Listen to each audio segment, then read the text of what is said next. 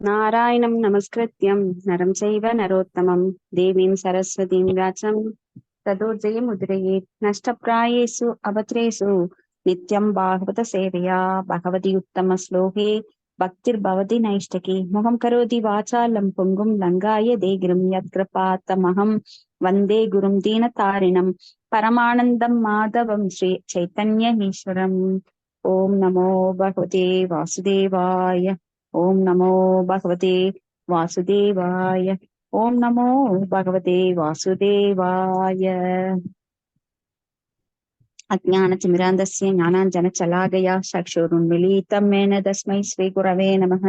श्रीचैतन्यमनोभीष्टं स्थापितं भूतले स्वयं रूपगदामह्यं तदादि स्वपदान्तिकं वन्देऽहं श्रीगुरो श्रीयुतपदाकमलं श्रीगुरोन् वैष्णवां च श्रीरूपं साग्रजतं सगणरघुनाथान्वितं तं सजीवं सात्वैतं सावधूतं परिजनसहितं कृष्ण चैतन्य देवं श्री राधा कृष्ण पादान् ललिता श्री विशाखान्वितांस हे कृष्णा करुणा सिन्धो दीनबन्धो जगत्पते कोबे स कोबिका कान्द राधा कान्द नमोऽस्तुते तप्त काञ्चन गौरांगी राधा वृन्दावनेश्वरी वृषभानुसुते देवी प्रणमामि हरिप्रिये वाञ्छाकल्पतरुभ्यश्च कृपा सिन्धुभ्यः च पतितानां पावनेभ्यो वैष्णवेभ्यो नमो नमः।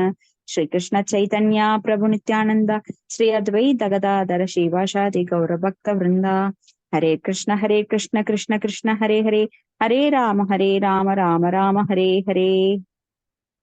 हरे कृष्णा माताजी எல்லாருக்கும் தண்டத் பிரணாம்। हरे कृष्णा இன்னைக்கு தண்டத் பிரணாம் மாதாஜி। ஹரே கிருஷ்ணா। இன்னைக்கு காண்டம் 1 அத்தியாயம் 17 களி பெற்ற தண்டனையும் பரிசும் இல்ல 18வது அத்தியாயம் பதம் பார்க்க போறோம்। நக்வம் क्लेश बीजानि यदशु पुरुषर्षभ पुरुषं तम। हरे कृष्णा माताजी। 22 பார்க்கணுங்க மாதாஜி। சாரிங்க மாதாஜி। ஹரே கிருஷ்ணா। சாரிங்க மாதாஜி। ஹரே கிருஷ்ணா। ஹரே கிருஷ்ணா। தேங்க்யூ மாதாஜி। தேங்க்யூ மாதாஜி। பதம் 22।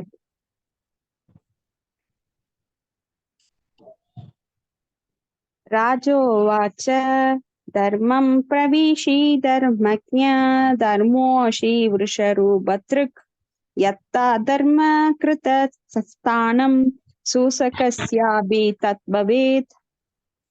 हरे कृष्णा। यार படிக்கிறீங்க மாதாஜி? படிக்கிறேன் மாதாஜி। ஹரே படிங்க கிருஷ்ணா। படிங்க மாதாஜி। ஹரே கிருஷ்ணா। भगवते वासुदेवाय ओम नमो भगवते वासुदेवाय ओम नमो भगवते वासुदेवाय। ஹரே கிருஷ்ணா। மொழிபெயர்ப்பு பொருளுரை வழங்கியவர் தெய்வராசா பக்தி வேதாந்த பிரபு। ஹரே கிருஷ்ணா। மொழிபெயர்ப்பு அரசர் கூறினார், தர்மமறிந்த நீ ஓர் எருதின் வடிவத்தை தாங்கி இருக்கிறாய். மேலும் அதர்மம் செய்தவனுக்கு ஏற்படும் நிலை அதை குறித்து பேசுவனுக்கும் ஏற்படும் என்ற தத்துவத்திற்கு ஏற்பவே நீ பேசுகிறாய். நீ தர்ம தேவதையே அன்றி வேறு யாரும் இல்லை. பொருளுரை ஒருவர் ஆதரவாளராகவோ அல்லது விசமியாகவோ இருப்பதற்கு ஒருவரும் நேரடியான பொறுப்பாளி அல்ல என்பது ஒரு பக்தரின் முடிவாகும். பகவானின் அனுமதியே இதற்கு காரணம் என்பதை அவர் அறிவார். ஆனால் லாபம் நஷ்டம் ஆகிய இரண்டும் பகவானால் அளிக்கப்பட்டவை என்று அவர் எடுத்துக்கொள்வதால் அவை பகவானின் கருணையே என்று அவர் ஏற்றுக்கொள்கிறார். லாபத்தை பொறுத்தவரை அது பகவானால் அனுப்பப்பட்டது என்பதை யாரும் மறுக்க மாட்டார். ஆனால் நஷ்டத்தை பொறுத்தவரை பகவான் எப்படி இரக்கமில்லாமல் அவரது பக்தனை பெருந்துன்பத்தில் ஆழ்த்தி விடுகிறார் என்ற சந்தேகம் ஒருவருக்கு ஏற்படக்கூடும். இயேசு கிறிஸ்து அறியாத மக்களால் சிலுவையில் அறையப்பட்டு பெரும் துன்பத்திற்கு ஆளானது போல் காணப்பட்டார். ஆனால் தீங்கிழைத்தவர்களிடம் அவர் சிறிதும் கோபப்படவில்லை. இதுவே அனுகூலமான அல்லது அனுகூலமற்ற ஒன்றை ஏற்றுக்கொள்ளும் முறையாகும். எனவே ஒரு பக்தருக்கு விசமியை அல்லது தீங்கு செய்தவனை அடையாளம் காண்பவனும் அந்த விசமிக்கு சமமான பாவம் செய்தவனாகவே தெரிகிறான். பகவானின் கருணையால் பக்தன் எல்லா தீமைகளையும் பொறுத்து கொள்கிறான். பரீட்சித்து மகாராஜன் இதை கவனித்ததால் அந்த எருது தர்ம தேவதையே என்பதை புரிந்து கொண்டார். அதாவது ஒரு பக்தனுக்கு துன்பமே இல்லை, ஏனெனில் அனைத்திலும் பகவானையே காணும் பக்தன் ஒருவனுக்கு பெயரளவையான அத்துன்பமும் கூட பகவானின் கருணை. பிறரால் துன்புறுத்தப்படும் போது அனைவரும் அரசாங்க அதிகாரிடம் அதிகாரிகளிடம் புகார் செய்வார்கள் என்ற போதிலும் கலிபுருஷனால் சித்திரவதை செய்யப்பட்டதை குறித்து பசுவும் எருதும் அரசரிடம் எந்த புகாரும் செய்யவில்லை. எருதின் அசாதாரணமான நடத்தையை கொண்டு அது நிச்சயமாக தர்ம தேவதையாகத்தான் இருக்க வேண்டும் என்று அரசர் முடிவு செய்தார். ஏனெனில் மத கோட்பாடுகளின் மென்மையான நுட்பங்களை வேறு யாராலும் புரிந்து கொள்ள முடியாது. ஹரே கிருஷ்ண மாதாஜி. ஹரே கிருஷ்ண மாதாஜி. ரொம்ப ரொம்ப முக்கியமான ஸ்லோகம். நம்ம நிலைமைக்கு ஏற்ப இப்ப வந்து நம்ம இதை புரிஞ்சுக்கிட்டோம். ஏன்னா நம்ம நிலைமை இப்படிதான் இருக்கு இன்னைக்கு. அதாவது நாம வந்து விஷமியாக இருப்பவர்களையும் நமக்கு ஆதரவாளராக இருப்பவர்களையும் பிரித்து பார்க்கும் அந்த இருமை மனப்பான்மை நம்ம எல்லார்கிட்டையும் இருக்கு. இவங்க என்னோட எதிரி, இவன் என் நண்பன் அப்படின்னு நாம பாக்குறோம். ஆனா ஒரு பக்தன் வந்து இந்த விஷமியோ அல்லது தீங்கிழைப்பவனையோ அடையாளம் காண்பது கிடையாது. யார் அடையாளம் காண்கிறார் அப்படின்னா பக்தர் அல்லாதவர்கள். அவங்கதான் இவன் எனக்கு தீங்கிழைப்பவன் அப்படின்னு அடையாளம் காண்கிறார்கள். ஆனா பகவானின் கருணையினால் பக்தன் எல்லா தீமையையும் பொறுத்து கொண்டு, பரிஷித் மகாராஜா மாதிரி எல்லா தீமையும் பொறுத்து கொண்டு அந்த எருதின் வடிவுல வந்திருக்கிற தர்ம தேவதை தான் அப்படின்னு புரிஞ்சுக்கிட்டாரு. அப்போ ஒரு பக்தனுக்கு வந்து என்னைக்குமே துன்பம் கிடையாது. ஹரே கிருஷ்ண மாதாஜி. ஹரே கிருஷ்ண. அப்போ ஒரு பக்தனுக்கு துன்பமே கிடையாது. அவன் எல்லாவற்றிலும் பகவானையே காண்கின்றான். பெயரளவான துன்பம் கூட பகவானின் கருணை தான் அப்படிங்கிறது அவனுக்கு தெரியுது. இதை ஏற்கனவே நம்ம டிஸ்கஸ் பண்ணியிருக்கோம். அப்ப அவன் வந்து வெறும் இன்ஸ்ட்ருமெண்ட் தான். மனித ரூபத்துல யாராவது நம்மளுக்கு தவறிழைத்தாலும் அவங்க இன்ஸ்ட்ருமெண்ட் தான். அப்ப பெயரளவான அந்த துன்பம் கூட பகவானின் கருணையேன் அப்படின்னு தெரிஞ்சுக்கிட்டு பிறரால் துன்புறுத்தப்படும் போது அனைவரும் அரசாங்க அதிகாரிகளிடம் புகார் செய்வார்கள் என்ற போதிலும் கலிபுருஷனால் சித்திரவதை செய்யப்பட்டதை குறித்து பசுவும் எருதும் புகார் செய்யவே இல்லை. அப்போ பரிஷித் மகாராஜா கேட்டு பாக்குறாரு, பசுகிட்டையும் எருதுகிட்டையும் உங்களை துன்புறுத்தியது யாருன்னு. அவங்க காட்டி கொடுக்கவே இல்லை. கலிபுருஷன் பக்கத்துலதான் நிக்கிறாரு. ஆனா பரிஷித் மகாராஜாக்கு தெரியும் கலிபுருஷன் தான் அது பண்ணிருக்காருன்னு. ஆனா எருதும் பசுவும் அவரை காட்டி கொடுக்கவே இல்லை. ஏன்னா அவர் வந்து பகவானுடைய ஒரு சேவகன் அப்படிங்கிறத புரிஞ்சுக்கிட்டு, அப்ப குற்றம் காண்பது அப்படிங்கிறது ஒரு பெரிய ஒரு தவறு அப்படிங்கிறது இந்த ஸ்லோகத்துல இருந்து நம்மளுக்கு தெரிய வருது. அடுத்தவர்களிடம் குற்றம் காண்பது. ஏன்னா எல்லாருமே இங்க வந்து அனுபவிக்க வரல, இன்பத்தை அனுபவிக்க வரல, துன்பம் அனுபவிக்க வந்திருக்கோம். அந்த துன்பம் வந்து யார் மூலமாக வருதுன்னு நம்மளுக்கு தெரியாது. ஒரு கல்லுல போய் நாம காலை இடிச்சுக்கிறோமா, இல்ல ஒரு மனுஷன் வந்து நம்மள திட்டுறானா, இல்ல அடிக்கிறானா, இல்ல ஆக்சிடென்ட் பண்றானா, இதெல்லாம் வந்து ஒரு கருவியாத்தான் அவன் பண்றான். அவன் வேணும்னே செய்யறது இல்ல. நாம் செய்த வினைக்கேற்ப அவன் வந்து அந்த உருவுல வர்றான். அப்ப யமன் வராரு அப்படின்னா யமன் வந்து நாம திட்ட முடியுமா? யமனை தூக்கி நாம தண்டிக்க முடியுமா? என் உயிரை நீயே எடுக்கிற அப்படின்னு சொல்லி ஏன் உயிரை எடுப்பதற்காக நியமிக்கப்பட்ட அதிகாரி யமன். அப்போ ஒரு குற்றவாளியை தண்டிக்கும் போலீஸ போய் நமக்கு தண்டிக்க முடியுமா? ஏன்னா குற்றவாளியை தண்டிக்க போலீஸ் அங்க அரசாங்கத்தால் நியமிக்கப்பட்டிருக்கிறார். அது போல நமக்கு வந்து நம் பாவங்களை கழிப்பதற்காக ஏதோ ஒரு உருவில் யார் மூலமாகவது நாம் தண்டனையை அனுபவிக்கிறோம். யாராவது திட்டுனாங்களா, யாராவது அடிச்சாங்களா, இல்ல யாராவது நமக்கு பகையாளியா எப்பவுமே இருக்காங்களா, அது நாம் முன் செய்த கர்ம வினையின் பலனாக பல்வேறு ரூபங்கள்ல பலவேறு நபர்கள் நம்மை துன்புறுத்துகிறார்கள். அதனால நாம் அவர்களை குற்றம் சாடுவதை விட எனது தண்டனை குறைகிறது. அவங்க செய்யற எல்லா அபத்தங்களையும் நாம பொறுத்துக்கிட்டோம் அப்படின்னா, ஆனா நாம ரியாக்ட் பண்ணினோம்னா நம்மளுக்கு இன்னொரு வகையில பாவம் வரும். இப்ப யாராவது நம்மளை திட்டுறாங்க, நானும் திட்டுறேன், அப்ப 2 பேருக்கு வித்தியாசம் இல்லாம போயிருதே. நீயும் எடுத்துக்கோ, நானும் எடுத்துக்கோ, உனக்கும் பாவம் எனக்கும் பாவம், அப்புறம் மறுபடியும் பிறப்பு. ஆனா அந்த துன்பத்தை அந்த நேரத்துல நம்ம பொறுத்து கொள்ளும் சக்தியை நம்மளுக்கு எது கொடுக்குதுன்னா பக்தி தொண்டு. அப்ப பக்தி தொண்டின் மூலமாக நாம் வந்து ஒரு கிரிட்டிக்கல் தூண்டப்படும் சிச்சுவேஷன்ல எல்லாம் நாம நிறைய நேரம் இருப்போம். நம்ம அப்படியே கோவப்படுத்துவாங்க, அவங்களோட செய்கையோ அவங்களோட பிஹேவியரும் நம்மளை கோவப்படுத்தும். ஆனா நம்ம ரியாக்ட் பண்ணிட்டோம் அப்படின்னா அவ்வளவுதான், மாட்டிட்டோம். ஆனா நம்மை நாம் அடக்கி கொண்டு அந்த இடத்துல பொறுமையா அமைதியா, இல்ல நாம பகவத்கீதையில பாகவதத்துல படிச்சிருக்கோம், அவங்க செய்யறது நம்ம முன்வினை பயனின் பலன், நம்ம கர்மத்தோட பலன். அதனால நாம அதுக்கு ரியாக்ட் பண்ணக்கூடாது. பண்ணினா மறுபடியும் அந்த சிக்கல்ல சிக்கிக்குவோம் அப்படிங்கறது தெரிஞ்சு நாம அந்த இடத்துல அமைதியாக இருக்க வேண்டும். ஏன்னா காமம் அப்படிங்கிறது கோபம், ஆசை. காமம்ங்கிறது ஆசை. அந்த ஆசையை நிறைவேறாத போது அது அந்த உணர்வுகள் கோபமாக மாறுகிறது. அப்ப குரோதோத் பவதி சம்மோகா சம்மோகாத் ஸ்மிருதி விப்ரமஹா ஸ்மிருதி பும்சாத் புத்திநாசாத் பிரணஷேதி அப்படின்னு காமத்திலிருந்து தொடங்கி புத்திநாசம் வரைக்கும் அது 8 நிலைகள்ல நம்மளுக்கு வெளிப்படுது. சோ இந்த ஸ்லோகம் ரொம்ப ரொம்ப முக்கியமானது, நுணுக்கமானது. நாம ஏன் மற்றவர்களை குற்றம் சொல்லக்கூடாது, அவங்களை எப்படி நாம் புரிஞ்சுக்கணும், கருவிகளாக புரிந்து கொள்ள வேண்டும். மனித ரூபத்துல வந்தாலும் இப்போ ஒரு எறும்பு கடிச்சது அப்படின்னா, நீ என்னோட எனிமி, உன்னை பாரு நான் என்ன பண்றேன், சிறையில் அடைக்கிறேன் அப்படின்னு சொல்லி அதை வச்சுக்கிட்டு நாம அதுக்கு பனிஷ்மெண்ட் கொடுத்துட்டு இருக்க மாட்டோம். கால்ல ஒரு நசுக்குவோம், அவ்வளவுதான்.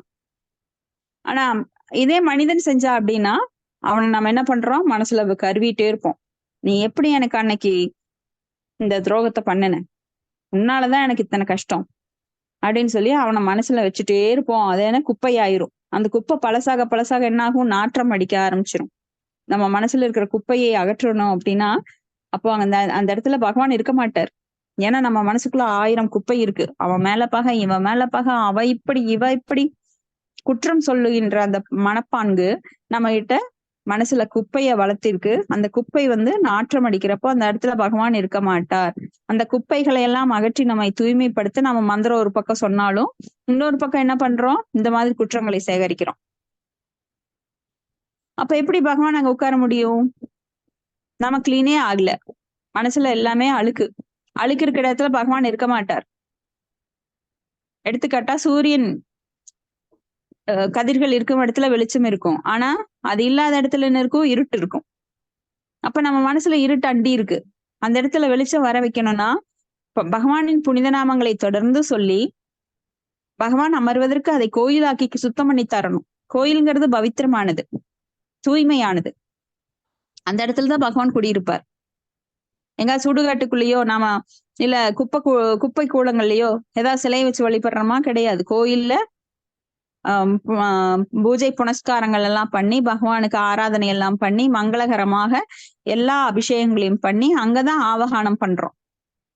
அப்ப அதுக்குன்னு தனி ஒரு இடம் இருக்கு இல்லையா? அது போல நம்ம இதயமானது தூய்மையாக்கப்படும் போது, மனதானது, நம்ம மனம், புத்தி, அகங்காரம் அதை சுத்தம் செய்யும் போது சூட்சுமமாக, உடல் சுத்தம் நம்ம டெய்லி பண்றோம். வெளியில நம்ம புற உடலை நாம் சுத்தம் பண்றோம், டெய்லி குளிக்கிறோம், திலகம் இட்டுக்கிறோம், நம்ம பர்ஃப்யூம் அடிச்சுக்கிறோம், அழகான ட்ரெஸ் போட்டுக்கிறோம், கண்மை போட்டுக்கிறோம். இந்த மாதிரி எத்தனையோ அலங்காரங்கள் பண்ணலாம். ஆனா உள்ளுக்குள்ள இருக்கிற அந்த மனம், அதை நம்ம தூய்மை பண்றோமா டெய்லி அப்படின்னா இல்ல.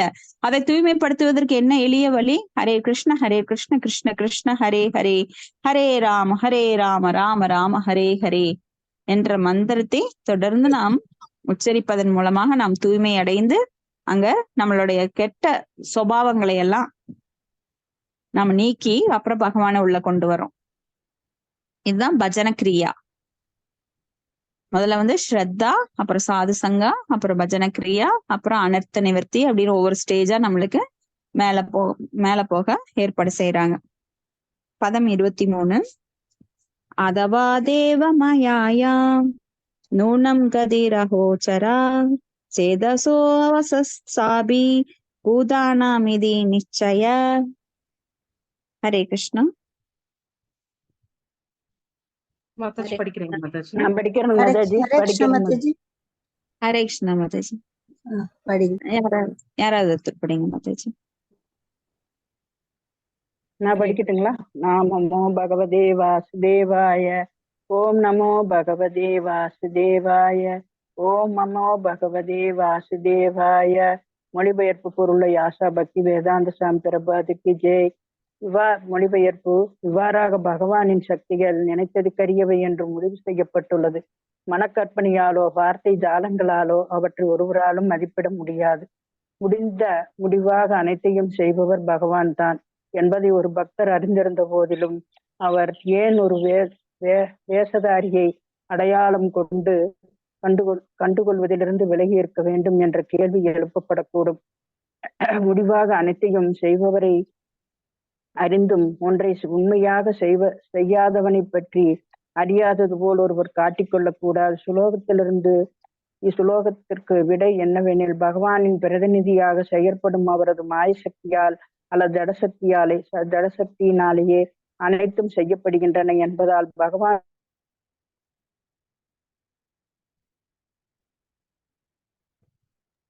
ஹரே கிருஷ்ணா மாதாஜி. நேரடியாக பொறுப்பாளி அல்ல. தொகுதியில் எப்பொழுதும் சந்தேகங்களை எழுப்பிக்கும். ஹரே கிருஷ்ணா. ஹரே கிருஷ்ணா. மாதாஜி கேக்குது. அதிகாரியான பகவானை பற்றி எப்பொழுதும் சந்தேகங்களை எழுப்பிக் கொண்டிருக்கிறது. பரமபுருஷனின் அனுமதியின்றி எதுவும் நடக்காது என்பது தர்ம தேவதைக்கு நன்கு தெரிந்தது. இருப்பினும் மாயசக்தியினால் சந்தேகங்களுக்கு உட்படுத்தப்பட்டதால் தர்ம தேவதை பரம காரணத்தை குறிப்பிடாமல் அதிலிருந்து விலகி கொண்டது. சந்தேகம் களி மற்றும் ஜடசக்தி ஆகியவற்றின் கலக்கத்தினால் விளைந்ததாகும். கலியுக சூழ்நிலை மாயசக்தியினால் மிகைப்படுத்தப்படுகிறது. இப்பெருக்கத்தின் அளவு விவரிக்க முடியாததாகும். ஹரே கிருஷ்ணா மாதாஜி. ஹரே கிருஷ்ணா மாதாஜி. அப்ப இங்க ஜடசக்தியின் செயலால் எப்பவுமே நம்ம முக்குணங்களில் ஆழ்ந்திருக்கின்றோம். அந்த மாய சக்திக்கு உட்பட்டுதான் நம்ம எல்லா செயல்களையும் செய்கின்றோம். அதனால இந்த தர்ம தேவதை பரம காரணத்தை குறிப்பிடாமல் அதிலிருந்து விலகி கொண்டது. அப்ப தர்ம தேவதைக்கு தெரியும் இந்த செயல்கள் எல்லாம் யாரால செய்யப்படுது அப்படின்னு சொல்லி. அப்ப களி புருஷன் ஒரு பக்கம், ஜடசக்தி ஒரு பக்கம். அந்த களங்கத்தினாலதான் இந்த சூழ்நிலைக்கு உள்ளாகப்படுகின்றது. அப்ப கலியுக சூழ்நிலை மாயா சக்தியினால் மிகைப்படுத்தப்படுகின்றது. இப்பெருக்கத்தின் அளவு விவரிக்க முடியாததாகும். அப்போ மத்தளத்துக்கு இரு பக்கம் அடி அப்படிங்கிற மாதிரி ஒரு பக்கம் களி, இன்னொரு பக்கம் மாயா சக்தி. இந்த ரெண்டுக்கு இடையில இந்த கலி காலத்துல நம்மள கஷ்டப்படுறோம். மத்த யுகங்கள்ல சத்தியுகம், திரேதா யுகம், துவாபர யுகங்கள்ல கூட தர்மம் அவ்வளவு கஷ்டப்படல. ஆனா இப்ப தர்மம் ரொம்பவும் கீழே ரொம்ப அடிமட்டத்துல இருக்கு. அப்ப முடிவாக அனைத்தையும் செய்பவரை அறிந்தும் ஒன்றை உண்மையாக செய்தவனை பற்றி அறியாதது போல் ஒருவர் காட்டிக்கொள்ளக் கூடாது. அப்ப முடிவாக யார் அதை தீர்மானிக்கிறார் அப்படின்னு பார்த்தா பரமபுருஷ பகவான் தான் தீர்மானிக்கின்றார். உபதிரஷ்டா அனுமந்தா பர்த்தா போர்த்தா மகேஸ்வர. அவர்தான் அனுமதி அளிப்பவர். ஒரு செயல் நடக்கணும் அப்படின்னா அவர்தான் அனுமதி கொடுக்கிறார். அப்போ நாம அடுத்தவர்களை குறை சொல்லுவதுல ஒரு பிரயோஜனம் இல்லை. ஏன்னா பகவான் அனுமதி கொடுத்துதான் அவங்க செய்ய முடியுது. ஒருத்தர் நம்மளுக்கு தீங்கு நினைக்கணும்னு சொன்னா அவங்களா செய்யறது கிடையாது. அதுக்கு பகவான் அனுமதி கொடுக்கிறார். உயர்ந்த ஒரு சக்தி அனுமதி கொடுக்கும் போது அது எப்படி தவறாகும்? அவங்க எப்படி தவறு செய்ய முடியும்? அப்ப நான் செய்த கர்ம வினைக்கு தண்டனையை நான் பகவான் அனுமதிப்பதனால் அவர்கள் மூலமாக நான் பெற்றுள்ளேன். இது ஒரு விரிவான நாம ஒரு கொஸ்டினை ஷார்ட்டா படிச்சுட்டு போலாம். சூரியனால் மின்சக்தி கொடுக்கப்படுகின்றது. சூரியன் மூலம் மின்சக்தி பெறுகிறோம் அப்படின்னு நாம படிச்சிடலாம். ஆனா அந்த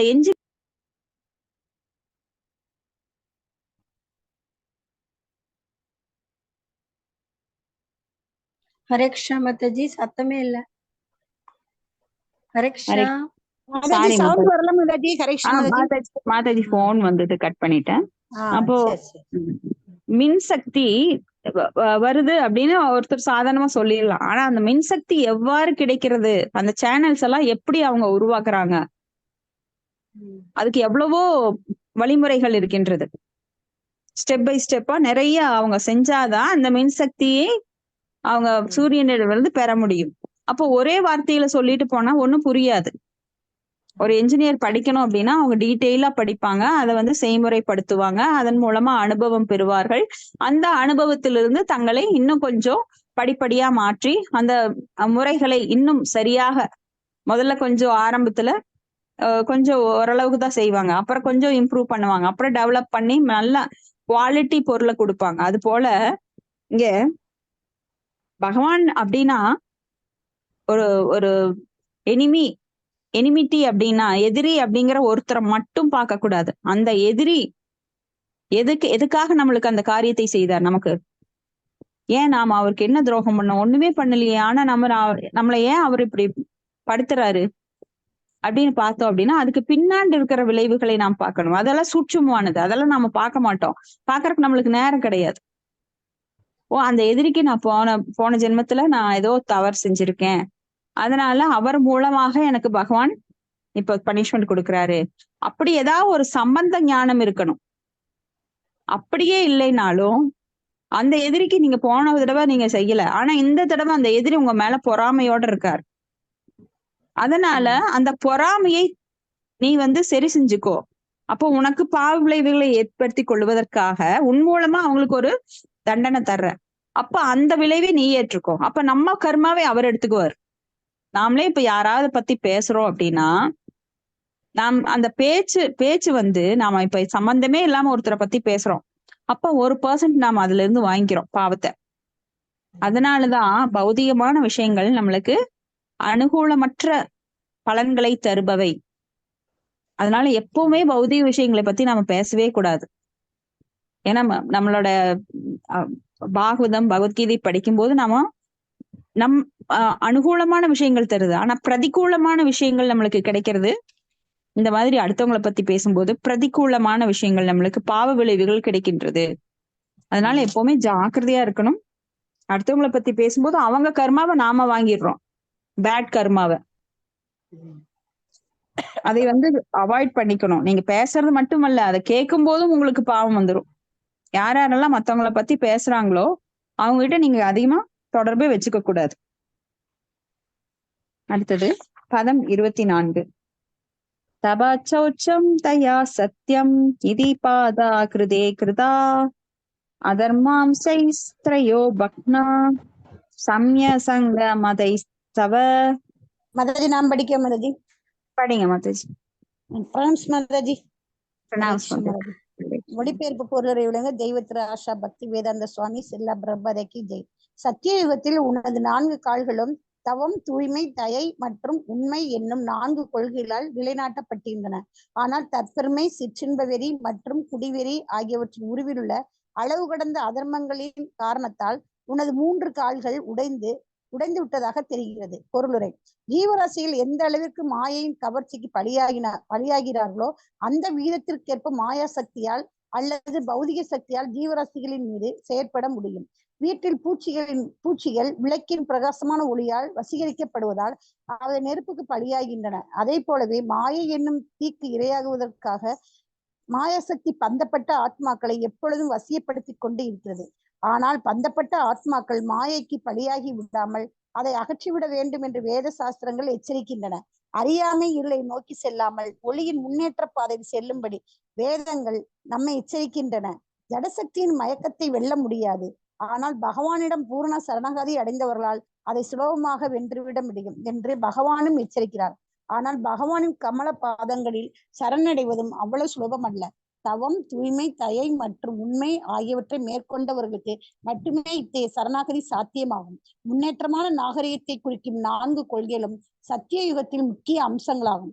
அந்த யுகத்தில் அனைவரும் தகுதியுள்ள பிராமண சிரேஷ்டர்களாக இருந்தனர். மேலும் வாழ்வின் சமூக பிரிவில் உள்ள அனைவரும் பரமஹம்சர்களாக அல்லது மிக உயர்ந்த துறவு நிலையில் இருந்தனர். அன்றைய மனிதர்கள் மாயசக்தி சிறிதும் அடிமைப்பட்டு இருக்கவில்லை.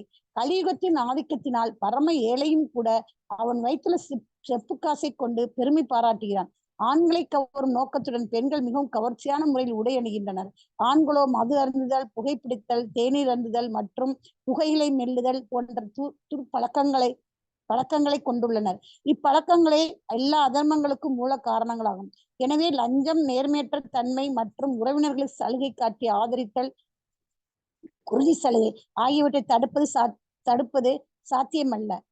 தீமைகளை எல்லாம் சட்டபூர்வமான செயல்களாலும் போலீஸ் கண்காணிப்பினாலும் தடுக்க முடியாது. ஆனால் தவம், தூய்மை, தயை மற்றும் உண்மை ஆகிய கொள்கைகளை கொண்ட பிராமண பண்பாட்டை ஆதரித்தல் என்னும் சரியான மருந்தின் மூலமாக மனநோயை அவனால் குணப்படுத்தி கொள்ள முடியும். நவீன நாகரிகம் மற்றும் பொருளாதார முன்னேற்றம் ஆகியவை ஏழ்மையும் பஞ்சமும் கொண்ட ஒரு புதிய சூழ்நிலை உருவாக்கி கொண்டு இருக்கின்றன. இதன் விளைவு பொருள் வாங்குபவர்கள் ஏமாற்றப்பட்டு பணம் பறிக்கப்படுகின்றனர். வழி தவறி செல்லும் போது செல்லும் பொதுமக்களுக்கு இறை உணர்வை அல்லது பாகவதத்தின் அறிவை கற்பிப்பதற்காக சமூக தலைவர்களும் செல்வந்தர்களும் தங்களது செல்வத்தின் பாதையை செலவு செய்வார்களானால் கலியுகத்தை நிச்சயமாக நம்மால் வென்றுவிட முடியும். உலகில் அமைதியை ஏற்படுத்த மக்கள் எவ்வளவுதான் முயன்றாலும் போலியான தற்பெருமை, சிற்றின்ப வெறி மற்றும் போதைப் பொருட்களை உட்கொள்ளல் ஆகியவை மனிதனை அமைதி பெறும் வழியிலிருந்து திசை திருப்பிவிடும். பாகவத கொள்கைகளை பரப்புவதாக அனைவரும் தானாகவே தவ வாழ்வை மேற்கொண்டு உள்ளும் புறமும் தூய்மையடைந்து துன்பப்படுபவர்களிடம் இரக்கம் கொண்டு அன்றாட நடத்தையில் உண்மை உள்ளவர்களாக இருப்பார்கள். தற்போது மனித சமூகத்தில் அதிகமாக காணப்படும் குற்றம் குறைகளை திருத்திக் கொள்வதற்கு இதுதான் தகுந்த வழியாகும். ஹரே கிருஷ்ண மாதாஜி. தேங்க்யூ மாதாஜி. ஹரே கிருஷ்ண மாதாஜி. தேங்க்யூ மாதாஜி. அப்ப 4 கொள்கைகள், தர்மத்தின் 4 தூண்கள்: மது அருந்தாமை, தவறான உறவு கொள்ளாமை, மாமிசம் சாப்பிடக்கூடாது, அப்புறம் சூதாட்டம் கூடாது. ஏன்னா இந்த 4மே நம்மளுக்கு தவம், தூய்மை, தயை மற்றும் உண்மை இதையெல்லாம் எடுத்துருது. யாரெல்லாம் மது அருந்துறார்களோ அவங்க கிட்ட தவம் இருக்காது. அப்ப யாரெல்லாம் தவறான உறவு கொள்கிறார்களோ அவங்க கிட்ட தூய்மை இருக்காது. மது அருந்துறவங்க கிட்ட தயை இருக்காது. மாமிசம் அருந்துறவங்க கிட்ட மாமிசம் அருந்துறவங்க கிட்ட தயை இருக்காது. அப்போ உண்மை அப்படிங்கிறது சூதாட்டத்துல இருக்காது. இப்படி 4 கொள்கைகளும் அங்க வந்து பாழாக்கப்படுகின்றது. அப்ப இந்த 4 கொள்கைகளும் இல்லாமதான் இந்த கலியுகம் இன்னைக்கு போயிட்டு இருக்கு. அப்ப பிராமண பண்பாடு அப்படிங்கிறது அந்த பிராமண தன்மையை வளர்த்து கொள்ள வேண்டும். அந்த பிராமண தன்மை நம்மளுக்கு சொல்லப்படுறது தயை, உண்மை, தவம், தூய்மை. இந்த கொள்கைகள்லாம் பிராமண பண்பாட்டை ஆதரித்தல் அப்படிங்கிறது தான். அப்ப அந்த மருந்தின் மூலமாக இந்த கலியுக நோயை ஒருவனால் குணப்படுத்த முடியும். அப்ப இதுக்காக என்ன பண்ணணும் அப்படின்னா பாகவத தர்மத்தை பரப்ப வேண்டும். இன்றைய தலைவர்கள், செல்வந்தர்கள் போன்ற உயர்ந்த நிலையில் இருப்பவங்கெல்லாம் இந்த பாகவத தர்மத்தை பரப்புவதற்காக அவங்களால் இயன்ற அளவு அவங்க செல்வத்தை கொடுக்க வேண்டும். அது ஒண்ணுதான் இது மருந்து. இப்ப கேன்சருக்கு மருந்து இலவசமா தர்றோம் அப்படின்னு சொல்றாங்கன்னா அந்த பெரும் நோய் வந்து அவங்களுக்கு தரும் துன்பத்திலிருந்து ஒருவர் மீண்டு வரலாம். அது போல இந்த கலியுகத்தோட தன்மை என்ன அப்படின்னா இந்த 4 கொள்கைகளும் பாழடிக்கப்படுகின்றது. அப்ப இந்த 4 தூண்கள் மறுபடியும் கொண்டு வரணும், நிலைநிறுத்த வேண்டும். அப்ப அந்த சமூகத்தில் இருக்கின்ற மக்கள் உயர்நிலையை அடையணும் அப்படின்னு உண்மையான அக்கறை கொண்டவர்கள், ஆத்மா மேல உண்மையான அக்கறை, மனித உடல் மேல கிடையாது. மனித உடல் மேல அக்கறை கொண்டவர்கள் நிறைய குருதி தானம் எல்லாம் பண்ணுவாங்க. குருதி அப்படின்னா ரத்த தானம் பண்றது, அவங்க உடல் உறுப்புகளை உறவினர்களுக்கு தானம் பண்றது. 2 கிட்னி இருக்கு, எங்க அப்பாவுக்கு ஒரு கிட்னி போச்சு, நான் ஒரு கிட்னி தர்றேன் அப்படின்னு தானம் பண்றது. இதெல்லாம் வந்து டெம்பரரி. உடல் போனா எல்லாம் போயிரும். அப்பாவுக்கு வயசாச்சு, அவருக்கு நீங்க என்னதான் கண் தானம் பண்ணினாலும் இப்ப நிறைய பேர் கண்களை தானம் பண்றாங்க. அது தவறுன்னு சொல்ல முடியாது. ஆனாலும் அதை விட நீங்க பகவத் ஞானத்தை தருவதுதான் மிக உயர்ந்த தானம். இருக்கிறதுலயே மிக உயர்ந்த தானம் இதுதான். ஏன்னா அறியாமையில் இருக்கின்ற மக்கள் குருடர்களாக இருக்கிறார்கள். அந்த குருடர்களுக்கு நீங்க வழிகாட்டுறதுதான் முக்கியம். அப்ப சில பிரபுபாதர் கூட இந்த பகவத் ஞானத்தை நம்மளுக்கு எல்லாம் தந்திருக்காரு. இன்னைக்கு அவர் தரலைன்னா எத்தனை பேர் மன உளைச்சல்ல இருந்திருப்போம். ஏன்னா உண்மை தெரிஞ்சங்காட்டிக்கு நாம நிம்மதியா இருக்கோம். இப்ப உண்மை தெரியாம கண்ணை கட்டி காட்டுல விட்ட மாதிரி நம்மள எல்லாம் விட்டுருந்தாங்க அப்படின்னா சில பிரபுபாதர் நம்மளுக்கு இல்லாமல் இருந்திருந்தால், இந்த பகவத்கீதை பாகவதம் நம்ம கையில கிடைக்காம இருந்திருந்தா இன்னைக்கு நம்மளோட நிலை என்ன நினைச்சு பார்த்தோம்னா ரொம்ப குழப்பமான சூழ்நிலையில ஒவ்வொருத்தரும் அழுதுட்டு நொந்துகிட்டு ஏதோ ஒரு விதத்துல டைம் வேஸ்ட் பண்ணிட்டு உட்காந்துட்டு இருப்போம். ஆனா இந்த தருணமானது நம்ம பக்தியில ஈடுபட்டிருக்கோம், 16 மாலைகள் பண்றோம், மங்களாரத்தி பண்றோம், பாகவதம் படிக்கிறோம், பகவத்கீதை கேட்கிறோம், இந்த மாதிரி பல அற்புதமான பக்தி தொண்டுல ஈடுபட்டிருக்கோம். கிடைப்பதற்கரிய பேர் இது எதனால கிடைச்சதுன்னா ஸ்ரீல பிரபுபாதர் முதல்ல புத்தகத்தை அச்சிடுறக்கு அவர்கிட்ட பணமே கிடையாது. அப்ப போய் அவ்வளோ நேரம் கால் வலிக்க அவ்வளோ நேரம் நின்றுட்டு இருப்பார் பல வீடுகள்ல. அவர் வந்து இறந்துதான், பல பேர்கிட்ட இறந்துதான் இந்த பிரிண்டிங் பண்ணார். இன்னைக்கெல்லாம் நம்ம வந்து பணத்தை கொடுத்தா இல்ல இலவசமா கூட கிடைக்குது பாகவதம் நம்மளுக்கு நிறைய பேருக்கு. ஆனா அதனோட வலிமை தெரியுமா நம்மளுக்கு? இலவசமா கொடுத்தா ஒரு பொருளோட மதிப்பு நம்மளுக்கு தெரியாதுன்னு சொல்லுவாங்க. ஆனா இங்க பக்தர்கள் அப்படி கிடையாது, மற்றவர்களுக்கு நாம சொல்றோம். அப்ப இந்த பாகவதத்தை முதல்ல வாங்கணும் அப்படின்னா எவ்வளவு சிரமமா இருந்தது. ஒரு இந்த பாகவத பிரதி எடுக்கிறதுக்கு கதாதர் பண்டிட், ராதாராணியின் அம்சமான கதாதர் பண்டிட் அந்த காலத்துல அந்த பிரதி எடுக்கிறதுக்காக பல கஷ்டப்பட்டாங்க. ஏன்னா ஒரே ஒரு பிரதி தான் இருந்தது. அப்ப கதாதர் பண்டிட் வந்து சைத்தன்ய மகாபிரபு, நித்யானந்த பிரபு, அத்வைத பிரபு எல்லாம் போயிட்டாங்க, கோலோகத்துக்கு போயிட்டாங்க திரும்பி. அப்ப இவங்களை எல்லாம் இழந்து கதாதர் பண்டிட்னால இங்க இருக்கவே முடியல. பாகவதத்தை படிச்சு படிச்சு படிச்சு படிச்சு அந்த கண்கள்ல கண்ணீர் சிந்தி சிந்தி அந்த பாகவத பிரதி ரொம்ப வீணாயிடுச்சு. அப்ப இந்த மறுபிரதி எடுக்கணும் அப்படிங்கிறதுக்காக ஓலைச்சுவடிகள் எல்லாம் அவங்க ரெடி பண்ணி அந்த ஓலைச்சுவடிகளை பக்குவப்படுத்தினாதான் அதுல வந்து செல்லெல்லாம் கரையான்கள் எல்லாம் அரிக்காது. அதை வந்து பக்குவப்படுத்துறதுக்கு ரொம்ப நாள் ஆகும். அப்படி அந்த மாதிரி அதை பதப்படுத்தி அதுல உட்காந்து எழுதணும். நினைச்சு பாருங்க, நாம இப்போ 18,000 ஸ்லோகங்களை படிக்கிறோம். அத ஒரு ஓலைச்சுவடியில எழுதி கொஞ்சம் கொஞ்சமா எழுதி எவ்வளவு நாட்கள் ஆகும் நினைச்சு பாருங்க. ஒரு ஆணி வச்சு எழுதணும் அது. அப்ப அப்படியெல்லாம் பிரதி எடுத்து ரொம்ப அரிதாக ஒருத்தர் 4 பேரு இப்படி அவங்களுக்கு கிடைக்கும். அப்ப பாகவதம் படிக்கிறது வந்து ரொம்ப எளிமையான செயல் கிடையாது. அப்படி படிச்சவங்க வந்து ஏதாவது போதனை செய்வாங்க. போய் அரச மரத்தடியில பாகவதர் ஏதாவது எல்லாருக்கும் சொல்லி கொடுப்பார், பாகவதத்துல இந்த மாதிரி இருக்குன்னு. இந்த மாதிரி வரி வரியாக நம்மளுக்கு சில பிரபுபாதர் கொடுத்து பாகவதம் எல்லாம் இன்னைக்கு நம்ம கையில தவழ்கின்றது அப்படின்னா அதுக்கு காரணமற்ற கருணை அவரோடது கிடைச்சங்காட்டிதான். ஏன்னா அந்த காலத்துல பிராமணர்கள் மட்டும்தான் வேதங்கள் படிக்க வேண்டும். இதெல்லாம் வேதங்களோட அந்தம், வேதாந்தம். பிராமணர்களை தவிர மற்ற பிரிவினர்கள் படிக்க கூடாது. ஸ்ரீராமர் கூட ஒரு சூத்திரன் வேதங்களை படித்தான் அப்படிங்கிறதுக்காக அவர் கொன்னு இருக்கார். ஏன்னா அந்த காலத்துல கம்பல்சரி யாரும் படிக்க கூடாது. ஆனா இந்த கலியுகத்துல ஸ்ரீ சைத்தன்ய மகாபிரபுவோட கருணையினால அதை எடுத்துட்டு வந்து நம்மளுக்கு விநியோகிக்கின்ற சில பிரபுபாதரோட காரணமற்ற கருணையினால இன்னைக்கு நம்ம கிட்ட எல்லார்கிட்டையும் பாகவதம் தவழ்கின்றது. இப்ப அந்த பாகவத்தோட மதிப்பு தெரியாம நாம இருக்கக்கூடாது. நிகம கல்பத்தரோர் கலிதம் பலம் சுகமுகா தமிரது திரவ சம்யுதம் பிபத பாகவதம் ரசம் ஆலயம் முகூர் அகோர் அசிகா பூ பாபுகாக அப்படின்னு சொல்லி பாகவதத்தோட பெருமை. மற்ற கைத்தவ தர்மங்கள் எதுவும் வேண்டியதில்லை. நிர்மத் சராணாம் சதாம் கைத்தவோ தர்மோ அதெல்லாம் வேண்டியது கிடையாது. அப்ப பாகவதம் ஒன்று மட்டுமே போதும். மற்ற நீங்க எத்தனையோ நூலகங்கள் போனீங்கன்னா லட்சக்கணக்கான நூல்கள் எல்லாம் இருக்கும். அதெல்லாம் எடுத்து குழப்பம் அடைய வேண்டாம். இந்த ஒரே நூல் போதும் நம்மளுக்கு. எல்லாம் A to Z. விஞ்ஞானம் வேணுமா, கணிதம் வேணுமா, இல்ல ஆன்மீகம் வேணுமா, இல்ல எல்லா நாலேஜ் இருக்கு.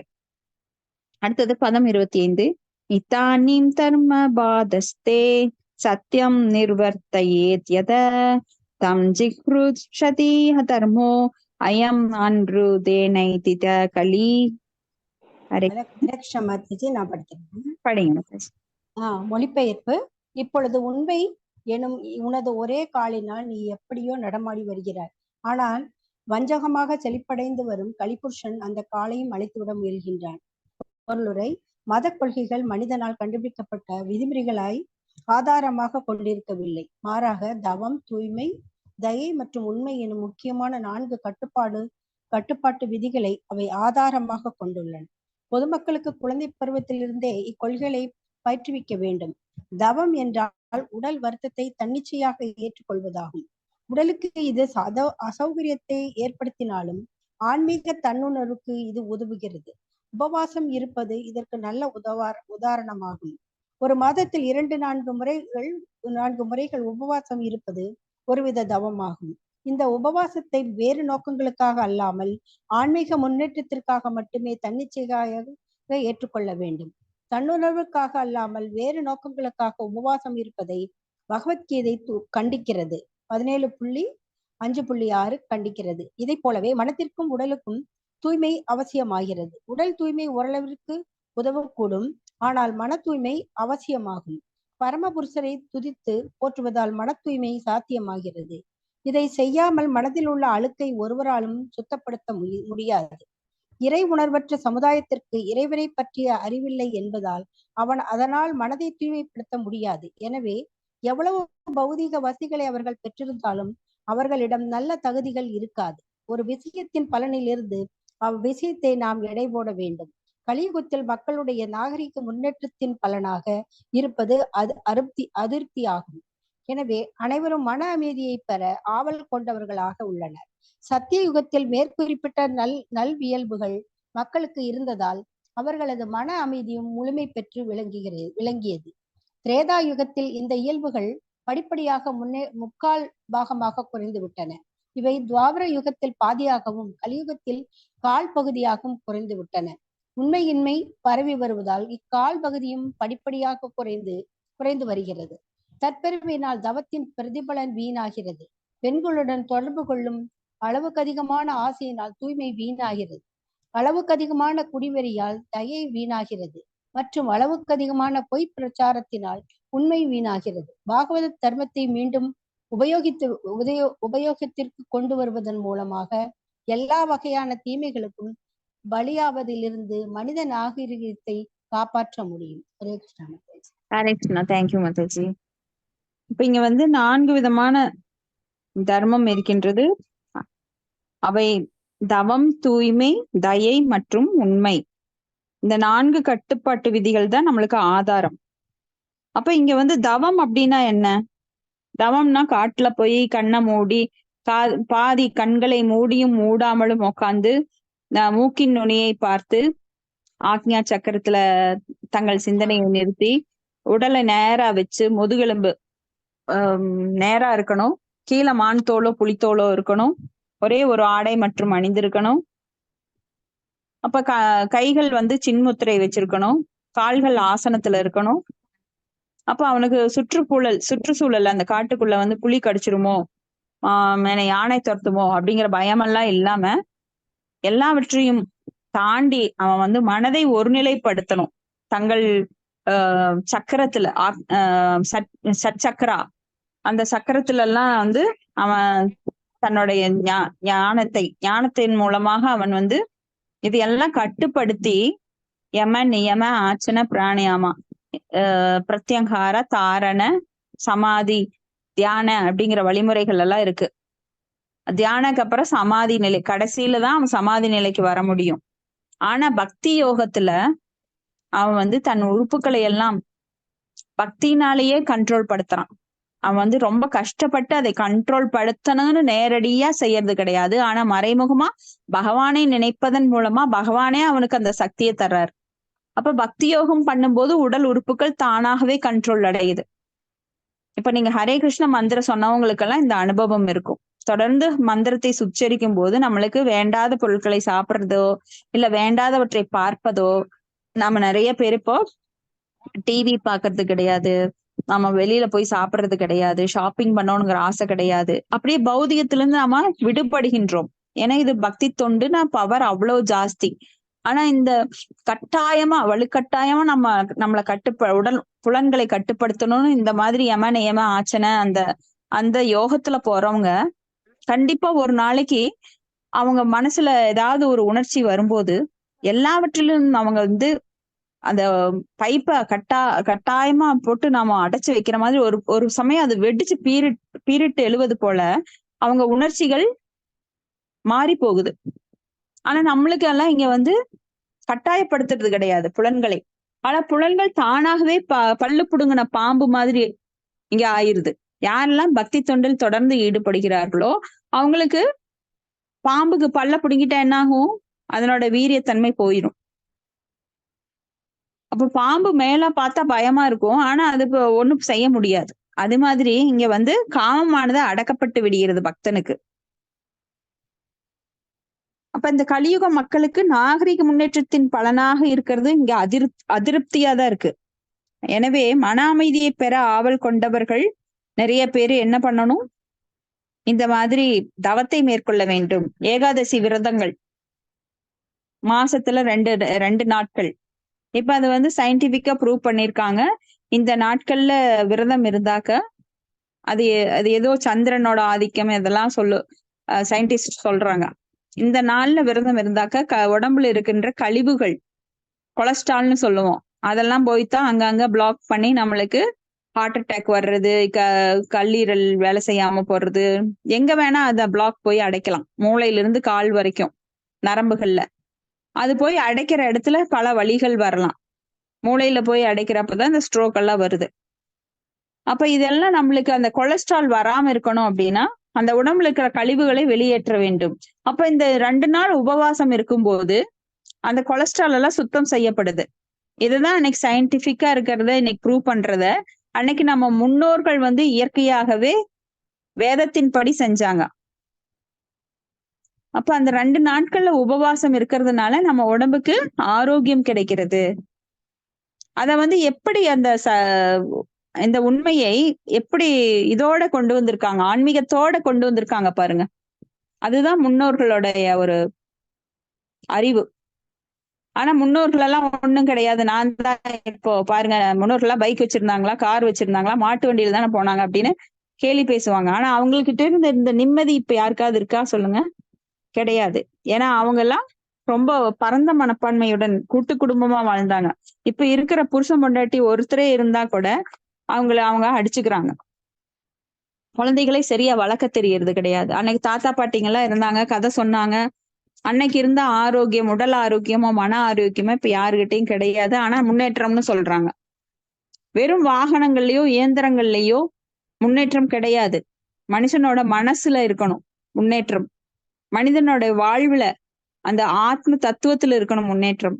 ஆனா இங்க அந்த ரெண்டுமே இல்லாம இங்க மக்கள் எல்லாம் சீரழிஞ்சு கொண்டிருக்கிறார்கள். அடுத்தது பதம் 26.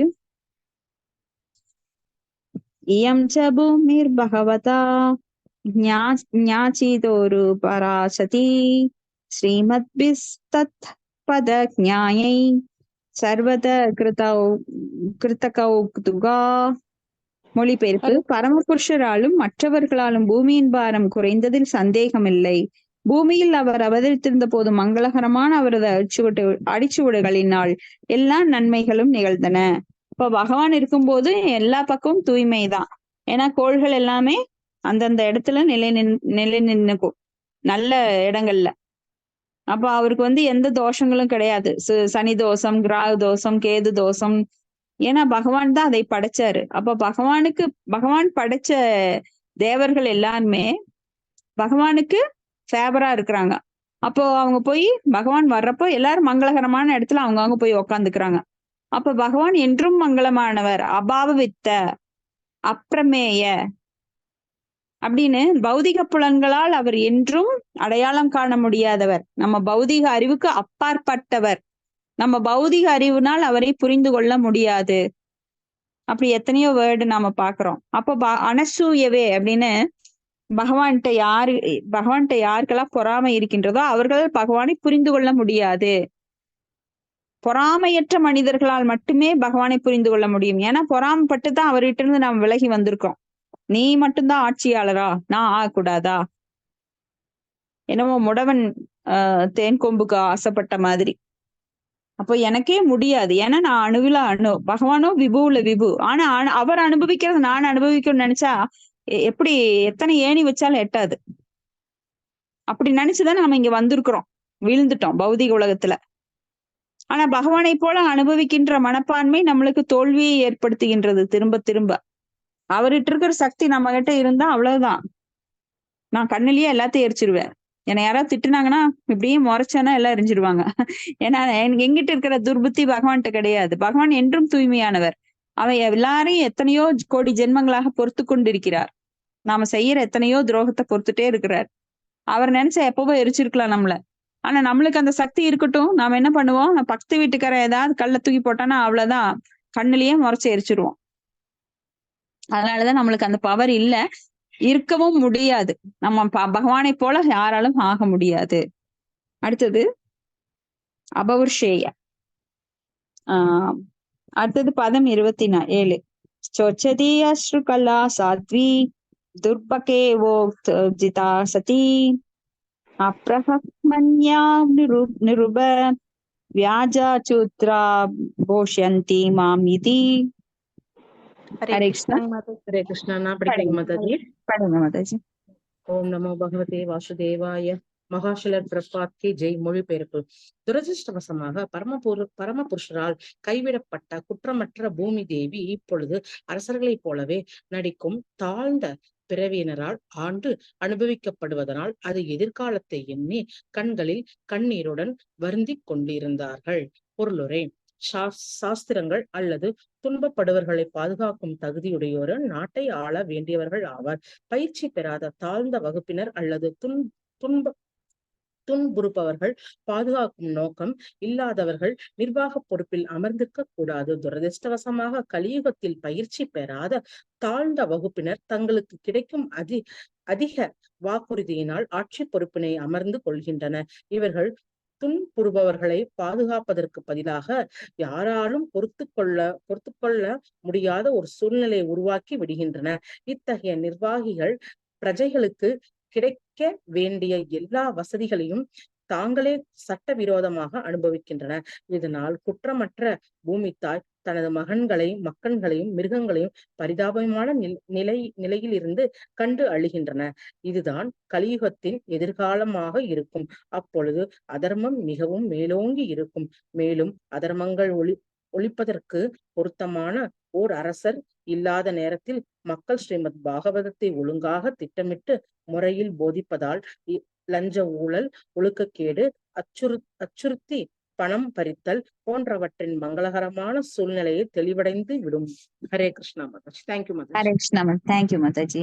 இப்ப கலியுகத்துல யாருக்கு என்ன துன்பம் வருது, ஏன் வருது, நாம ஏன் இப்படி கஷ்டப்படுறோம், அந்த மாதிரியான பேரறிவு எல்லாம் தெளிவாக அறிந்து கொள்ள அவங்களுக்கு டைம் கிடையாது. ஏன்னா ஓடிட்டே இருக்காங்க. நாய்களையும் எருதுகளையும் போல அவங்க நாக்குல நுரை தள்ள, வாயில நுரை தள்ள ஓடிட்டே இருக்காங்க. இப்ப ஏன் கஷ்டப்படுறதுன்னே தெரியாதவங்களுக்கு அந்த கஷ்டம் எங்கிருந்து வர்றதுன்னு எப்படி தெரியும், எதனால வருதுன்னு? அப்ப இது எல்லாம் நாம தெரிஞ்சுக்கணும் அப்படின்னா வர்ணாசிரம முறையை கடைபிடிக்க வேண்டும்.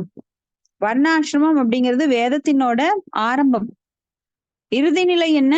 வீடு பேரு முக்திக்கு அப்புறம் பகவானோட பிரேமை, அதுதான் இறுதி நிலை. அப்ப ஆரம்ப நிலை, வேதங்கள்ல ஆரம்ப நிலை வர்ணாசிரமம்.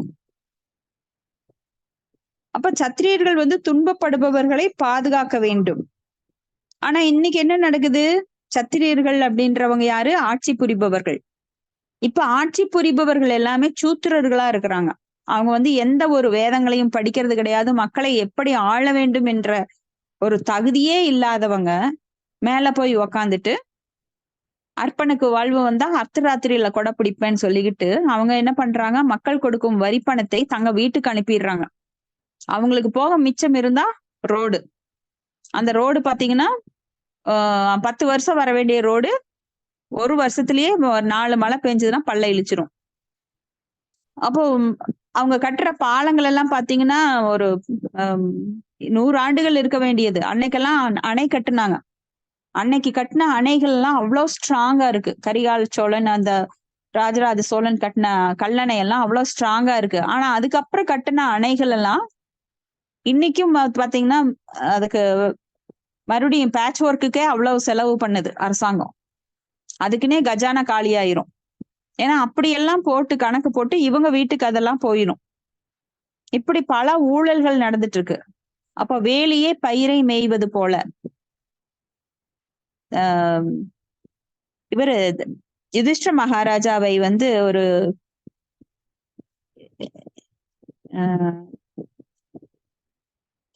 வேலுலகவாசி அவர் கேக்குறாரு, இந்த கலியுகத்தோட சின்னம் என்ன அப்படின்னு. அப்ப வேலியே பயிரை மேயறதுன்ற பதில் சொல்றாரு. வேலி எதுக்காக போடுறோம்? பாதுகாப்புக்கு. ஆனா அந்த வேலியே என்ன பண்ணுதான்? பயிரை மேய்ஞ்சிருந்தான். அப்ப அரசாங்கத்தில் இருக்க மக்களை பாதுகாக்க வேண்டிய அதிகாரிகளே மக்களை துன்புறுத்துறாங்க. வரி மூலமா துன்புறுத்துறாங்க. சரியாக அந்த வரியை உபயோகிக்காதனால மக்கள் மேலும் துன்பம் அடைகிறார்கள். இப்படி எத்தனையோ நாம இன்னைக்கு அரசாங்கத்துல பாத்துட்டு இருக்கிறோம். இது விளக்கவே தேவையில்லை. அப்ப இதுல இருந்து விடுபட என்ன ஒரே வழி? அங்க அப்படி இருக்கிறவங்க கண்ணை மூடிட்டு இருக்கிறவங்க இருந்துட்டேதான் இருப்பாங்க. ஆனா கொஞ்சம் கண்ணை திறந்து எனக்கு வெளிச்சம் வேண்டும், நான் நல்ல பாதை எனக்கு தெரியணும் அப்படின்னு முயற்சி பண்றவங்களுக்கு அந்த ஒளியை தருவது என்ன, சூரியனாக வருவது என்ன, ஸ்ரீமத் பாகவதம் ஒன்றே. அப்ப ஸ்ரீமத் பாகவதத்தை ஒழுங்காக திட்டமிட்ட முறையில் போதிப்பதால் லஞ்ச ஊழல், ஒழுக்கக்கேடு, அச்சுறுத்தி பணம் பறித்தல் போன்றவைகளின் அமங்கலமான சூழ்நிலைகள் தெளிவடைந்து விடும். அப்ப அங்க வந்து மங்களம் வேணும் அப்படின்னா பாகவதத்தை எல்லாருக்கும் போதிக்கணும். பாகவதத்துலதான் எப்படி ஆட்சி நடத்துவது, மக்கள் எதை நோக்கி செல்ல வேண்டும், பயணம் எப்படி இருக்கணும், குறிக்கோள் எப்படி இருக்கணும் அப்படிங்கிறது எல்லாமே தெளிவாக சொல்லப்பட்டிருக்கு. திரும்ப திரும்ப பாகவதம் கேட்பதனால் நம் மனது தூய்மை அடைவதுடன் நாம பகவானுடைய லோகத்திற்கு சென்றடைய முடியும். அப்ப பாகவதம்ங்கிறது ஒரு வெறும் புத்தகம் கிடையாது, இதுதான் நம்மளோட உயிர். பாகவதம் தான் உயிர். அந்த உயிரை விட்டுட்டு உடம்பு இருக்குமோ? உடம்பு இருந்து என்ன பிரயோஜனம்? அது வெறும் பிணமே. இப்ப பாகவதம் எல்லாம் யார் படிக்கலையோ கேட்கலையோ, யாருக்கெல்லாம் பகவத்கீதையில இன்ட்ரெஸ்ட் வரலையோ அவங்க உயிரற்ற உடலை சுமந்து கொண்டு அலைகிறார்கள், பிணமாக அலைகிறார்கள். அடுத்தது பதம் 28. இதே தர்ம மகிம் செய்வ சாந்த்வைஸ்த்வார் மகாரதः நிச்சாததம் அததே கட்கம் கலைய அதர்ம ஹேதவே. ஹரே கிருஷ்ண மாதாஜி, நான் படிக்கிறேன் மாதாஜி. படிங்க மாதாஜி. மொழிபெயர்ப்பு. இவ்வாறாக 1000 எதிரிகளுடன் தனித்து நின்று போரிடக்கூடியவரான பரீட்சித்து மகாராஜன் தர்ம தேவதையையும் பூமி தேவதையும் சமாதானம் படுத்தினார். பிறகு எல்லா அதர்மங்களுக்கும் காரணமான கலிபுருஷனை கொன்றுவிட தமது கூரிய உடைவாளை எடுத்தார். பொருளுரை. மேலே குறிப்பிட்டது போல் கலிபுருஷன் வேத நூல்களில் தடை செய்யப்பட்டுள்ள எல்லா வகையான பாவங்களையும் வேண்டுமென்றே செய்கிறான். இக்கலியுகம் கலியின் செயல்கள் நிறைந்தவையாக இருக்கும் என்றாலும் சமூக தலைவர்கள், தலைமை நிர்வாகிகள், கற்றறிந்த புத்திசாலிகள் அல்லது அனைத்திற்கும் மேலாக பகவத் பக்தர்கள் உணர்ச்சியற்றவர்களாக அமர்ந்திருக்க வேண்டும் என்பது இதன் பொருள் அல்ல. மழைக்காலங்களில் மிகுதியான மழை பொழியும் என்பதில் சந்தேகமில்லை. ஆனால் மழையிலிருந்து மக்கள் தங்களை பாதுகாத்துக் கொள்ளக்கூடாது என்பது இதன் பொருள் அல்ல. எனவே கலியின் செயல்களுக்கு எதிராக அல்லது கலி யுகத்தினால் தூண்டப்பட்டவர்களின் செயல்களுக்கு எதிராக தகுந்த நடவடிக்கைகளை எடுக்க வேண்டியது தலைமை நிர்வாகிகளின் கடமையாகும். பரீட்சித்து மகாராஜன் மிக சிறந்த தலைமை நிர்வாகியாக இருந்ததால் தமது கூரிய உடைவாளால் கலிபுருஷனை உடனே அவர் கொன்றுவிடவும் தயாராக இருந்தார். நிர்வாகிகள் லஞ்ச ஊழல் ஒழிப்புக்குரிய சட்டங்களை வகுப்பது மட்டுமே போதாது, சாஸ்திரங்களின் கருத்துப்படி லஞ்ச ஊழல்களை உண்டாக்குபவர்களை கூரிய வாளால் கொன்றுவிடவும் அவர்கள் தயாராக இருக்க வேண்டும். சாராய கடைகளை திறக்க அனுமதிக்கும் நிர்வாகிகளால் ஊழல்களை தடுக்க முடியாது. எல்லா சாராய கடைகளையும் உடனடியாக அவர்கள் மூடிவிட வேண்டும். மேலும் இத்தகைய பழக்கங்களில் ஈடுபடுபவர்களுக்கு தேவையானால் மரண தண்டனையும் அளிக்க வேண்டும். மகாரதரான பரீட்சித்து மகாராஜனால் இங்கு காண்பிக்கப்பட்டதை போல் கலியின் செயல்களை தடுப்பதற்கு இதுதான் வழி. ஹரே கிருஷ்ணங் மாதாஜி. தேங்க்யூ மாதாஜி. தேங்க்யூ மாதாஜி. அப்ப மகாரதரான பரீட்சித்து மகாராஜா அப்படின்னா, மகாரதர் அப்படின்னா என்ன? அதாவது ரதத்தில் போகும்போது அவர் 8 திக்குகள்லயும் வரும் அம்புகளை சமாளிச்சு அவர் போரிடுவார். அப்படிப்பட்டவர் தான் மகாரதர் அப்படின்னு சொல்லப்படுறார். ஏன்னா ரதத்துல போகும்போது எல்லா பக்கம் இருந்தும் அவரை நோக்கி அம்புகள் வருமா, அதை தடுத்து நிறுத்தக்கூடியவர் தான் பீஷ்மர் போன்ற மகாரதர்கள். நம்ம பகவத்கீதையில பார்த்திருக்கலாம், மகாரதர்கள் நிறைய பேர் இருந்தாங்க. அப்ப இப்படிப்பட்ட திறமை மிக்க அதிகாரிகள் அன்னைக்கெல்லாம் பரீட்சித்து மகாராஜா, யுதிஷ்டர் போன்றவங்க எல்லாம், அர்ஜுனன் போன்றவங்க எல்லாம் மிகப்பெரிய சிறந்த அதிகாரிகளாக, நிர்வாகிகளாக இருந்தாங்க, நாட்டை நிர்வகிக்க கூடியவர்களாக இருந்தாங்க. அதனால மக்கள் வந்து அங்க மக்களுக்கு துன்பம் அதிகமாக இல்லை. ஏன்னா அங்க ஒரு தவறு நடந்தா உடனே அவங்க தண்டிச்சிருவாங்க. நாம இதெல்லாம் நிறைய கேள்விப்பட்டிருக்கோம். தன் மகன் பசுவை கொன்றதுக்காக அந்த பசு வந்து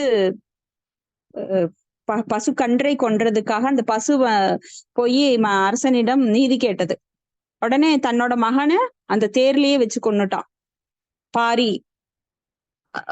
பாரி வள்ளல் முல்லைக்கும் தேர் கொடுத்தான் அப்படின்னு அந்த கால அரசர்கள் வந்து, நெல்லிக்கனி அவைக்கு கொடுத்தவர், அப்படி நிறைய நாம அந்த கால அரசர்கள் எல்லாம் பாத்தீங்கன்னா ரொம்ப சிறப்பாக ஆட்சி செஞ்சிருக்காங்க. தன் மகனை கூட அவங்க மகன்னு பார்க்க மாட்டாங்க, உறவாக பார்க்க மாட்டாங்க. அநீதி நடந்ததுன்னா உடனே அங்க வந்து அதற்கு எதிராக அவங்க குற்றம் செய்தவர்களுக்கு தண்டனை கொடுப்பாங்க.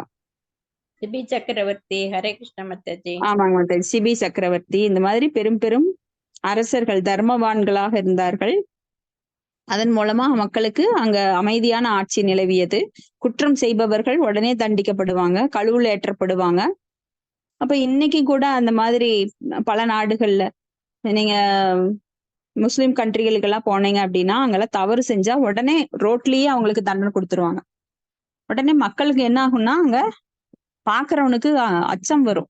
பெண்களை கற்பழித்தால் இப்படித்தான் நம்மளுக்கு தண்டனை வரும், திருடுனாக இப்படித்தான் தண்டனை கொடுப்பாங்க அப்படின்னு சொல்லி உடனே தலையை வெட்டிடுறாங்க பல பேர் முன்னாடி.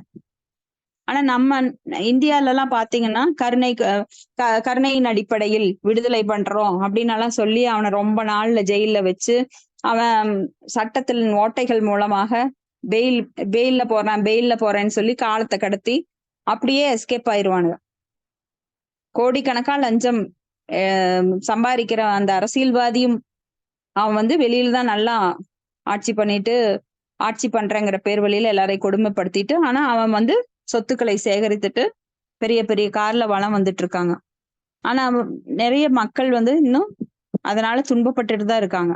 சிறு சிறு குற்றம் செய்தவர்களுக்கெல்லாம் பெரிய பெரிய தண்டனை, சிறையில அடைச்சு வச்சு அன்னைக்கு கேஸ் கிடைக்கலையா, அன்னைக்கு மண் தெண்டுல யாராவது கிடைச்சா இழிச்சு வாங்கி கிடைச்சா அவன் மேல கேஸ போட்டு உள்ள தள்ளிடுவாங்க. அப்போ அதை க்ளோஸ் பண்ணிடுவாங்க. இந்த மந்த்ல இவ்வளவு கேஸ் வந்திருக்கு, நான் பிடிச்சிட்டேன் அப்படின்னு சொல்லி. இப்படி பல அநீதிகள் நடைபெற்று கொண்டிருக்கிறது. இதுதான் கலியுகம். ஆனா கலியுகத்துல இப்படி தர்மங்கள் எல்லாம் சீர்குலைந்து கொண்டிருக்கின்றது. அதுக்கு ஒரே முடிவு பாகவதம் தான்.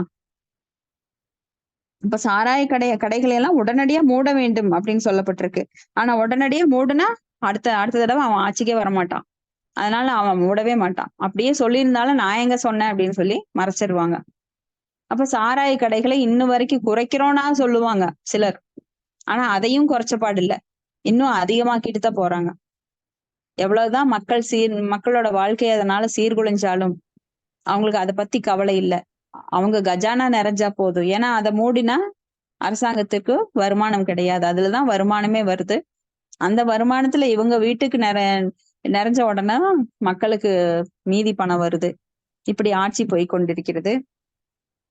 அப்ப இவங்கெல்லாம் வேதங்கள் அறிந்தவர்களா கிடையாது, அதர்மம் தான் இப்போ ஆட்சி செலுத்துகின்றது அப்படிங்கறத நாம பாக்குறோம். ஓகே, இதை முடிச்சுட்டு நாம பகவத்கீதை போலாம். இதுல ஏதாவது கருத்துக்கள் இருந்ததுன்னா நீங்க சொல்லலாம்.